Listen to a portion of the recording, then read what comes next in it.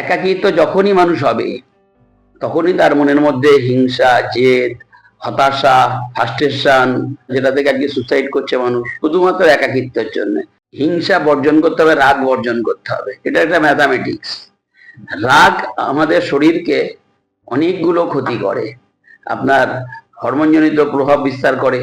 রাগ, বিদ্বেষ, হিংসা, লোভ এগুলোকে যখন কন্ট্রোল হয়ে যাবে তখন আপনার হার্টের পার্টটা পুরোপুরি মিটে যাবে, মানে হার্ট সুস্থ। কিন্তু মেন হচ্ছে মন সুস্থ থাকা। মনের এডুকেশন থাকলে রাজনীতি লিডাররাও চুরি করবে না, খুন হবে না, সমাজ ভালো থাকবে।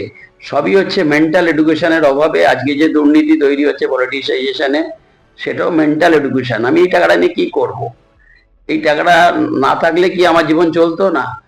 তাহলে যেটুকুনি আমার প্রয়োজন আছে সেটাকেই আমি এনজয় করতে পারলে, অর্থাৎ রাজনৈতিক ভাবে আমি যদি স্বচ্ছ থাকি, রেসপেক্ট থেকেই পৃথিবীতে সবকিছু পেতে হবে।